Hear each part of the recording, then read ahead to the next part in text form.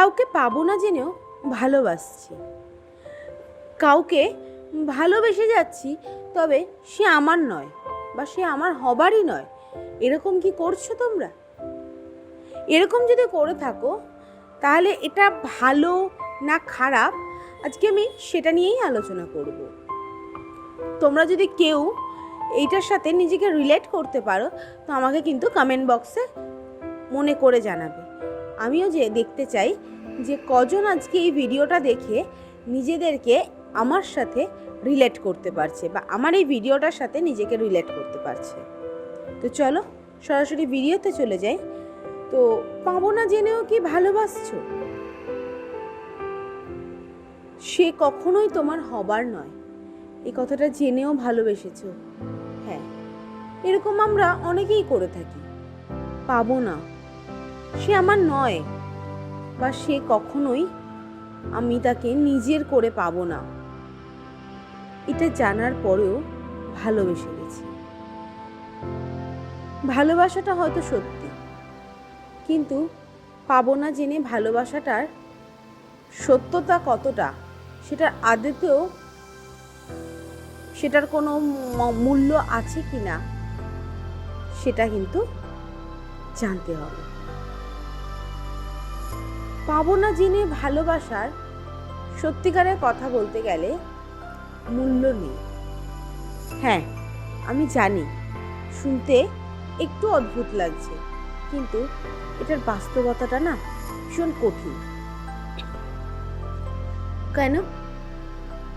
এই পাবো না জেনেও ভালোবেসে যাওয়া এই বিষয়টা না খানিকটা অ্যাডিকটেশন বা মানুষের একটা অভ্যেসে পরিণত হয়ে যায়। করতে করতে করতে করতে পাবো না জানি, তারপরেও ভালোবেসে যাচ্ছি, মাসের পর মাস, দিনের পর দিন, বছরের পর বছর। এটা কিন্তু একটা অ্যাডিক্টেড। কিভাবে? ধরো একটা বাচ্চা, ছোট্ট বাচ্চা, টেম্পল রানের গেম নাম শুনেছো তো? তো একটা বাচ্চা দেখছি টেম্পল রান খেলছে।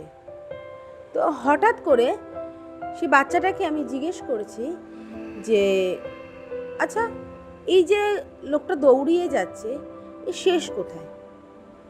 সে কোথায় যাচ্ছে? এন্ড আছে কিছু? বাচ্চাটা উত্তর দিল, এ শুধু দৌড়ায়, এর কোনো শেষ নেই। তখন একটা জিনিসই মনে হলো যে যে জিনিসের কোনো শেষ নেই, যে জিনিসটার শুধুমাত্র তার পিছনে ছুটেই যেতে হবে, সেই জিনিসটা বন্ধ করে দেওয়াই ভালো। তাই তখন সে বাচ্চাটাকে বারণ করলাম যাতে সে গেমটা বন্ধ করে দেয়। কারণ যে মানুষটার পিছনে ছুটলে তোমার সময় নষ্ট ছাড়া আর কিচ্ছু হবে না, সেই মানুষটার পিছনে ছুটে কোনো লাভ নেই।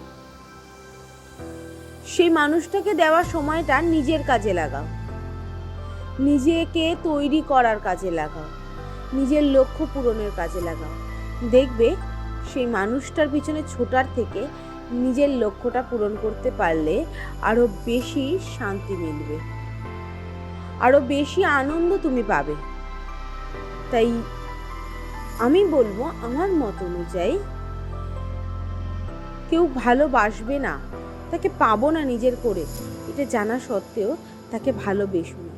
আমাদের লাইফে না আমরা এগুলোর পিছনে ছুটি, কিন্তু সত্যিকারের আমাদেরকে কে ভালোবাসে আমরা সেগুলো সম্বন্ধে জাস্ট জানার চেষ্টাই করি না। আমরা ভাবি না যে সত্যিকারের কে আমাদেরকে ভালোবাসে। আমাদেরকে সেটা ভাবতে হবে। আমাদেরকে তাদেরকে খুঁজে বার করতে হবে যারা আমায় ভালোবাসে। তুমি কাকে ভালোবাসছো ডাজ নট ম্যাটার, কে তোমাকে ভালোবাসছে সেটা কিন্তু এই সময় দাঁড়িয়ে খুবই গুরুত্বপূর্ণ। কারণ তুমি যাকে ভালোবাসো তুমি জানো তুমি তাকে পাবে না, কিন্তু যে তোমাকে ভালোবাসে তুমি যদি একবার চাও তবেই কিন্তু তুমি তাকে পেয়ে যেতে পারো।